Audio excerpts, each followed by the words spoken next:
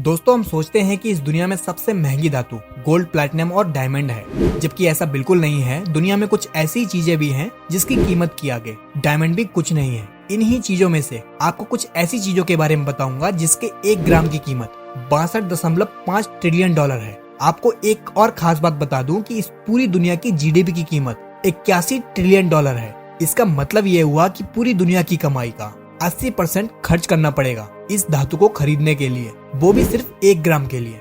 दोस्तों आखिर ये चीज है क्या?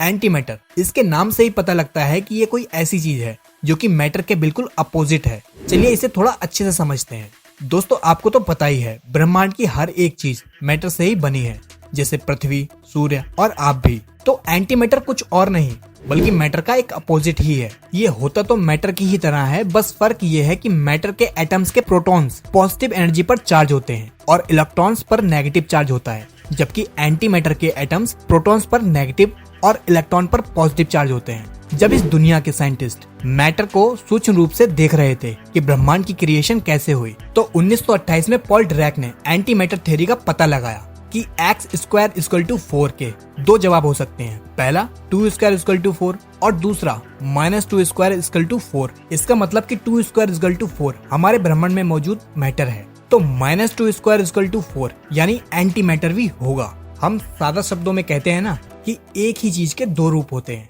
वो चीज जो मैटर के बिल्कुल अपोजिट है। दोस्तों सवाल ये उठता है कि ये एंटी मैटर हमारे ब्रह्मांड में है कहाँ और ये हमें नजर क्यों नहीं आता? हम इसको अभी तक खोज क्यों नहीं पाए और देख क्यों नहीं पाए? क्योंकि जब ये एंटी मैटर बनता है तो मैटर से टकराने से एक धमाके से उसी वक्त खत्म हो जाता है। इस प्रोसेस को एनिहाइलेशन कहते हैं और इन दोनों के आपस में टकराने से एक प्योर एनर्जी निकलती है। यही वजह है कि इसकी 1 ग्राम की कीमत इतनी ज्यादा है। आपको पता है आज के न्यूक्लियर बॉम्ब्स अपने फ्यूल का 10% ही इस्तेमाल कर पाते हैं, वहीं एंटी मैटर अपनी एनर्जी 100% इस्तेमाल कर सकता है। इस एंटी मैटर की एनर्जी हम इस्तेमाल करके लाइट की स्पीड हासिल कर सकते हैं, जिससे हम एक ब्रह्मांड से दूसरे ब्रह्मांड तक आसानी से जा सकते हैं। अभी तक साइंटिस्ट इस एंटी मैटर की खोज नहीं कर पाया है, लेकिन मैं आपको बता दूं कि प्राचीन काल में इसी एंटी मैटर के सहारे ऋषि भारद्वाज ने ऐसे कई विमानों की जानकारी अपने विमानिक शास्त्र में दी है। फिलहाल अभी के साइंटिस्ट इस एंटी मैटर को खुद बनाने की कोशिश CERN में कर रहे हैं,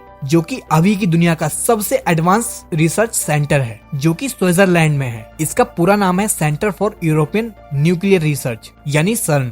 CERN बहुत समय से एंटी मैटर पर रिसर्च कर रहा है और इसने अपने बड़े हाइड्रोन क्लाइडर की मदद से एंटी हाइड्रोजन बना भी लिया है। एंटी हाइड्रोजन जो कि हाइड्रोजन का एंटी मैटर का वर्जन है, और हमें इस एंटी हाइड्रोजन से पता चलेगा कि एंटी मैटर काम किस तरह करता है। इसको बनाने में एक और बात का ध्यान रखना पड़ता है कि वो किसी भी तरह की चीज से टकराए ना ही कंटेनर से और ना ही हवा के पार्टिकल से। एंटी हाइड्रोजन को स्टेबल रखने के लिए कंटेनर में इलेक्ट्रोमैग्नेटिक वेव्स को छोड़ा जाता है, लेकिन दोस्तों आज तक साइंटिस्ट इसको केवल 17 मिनट तक ही स्टेबल रख पाया है।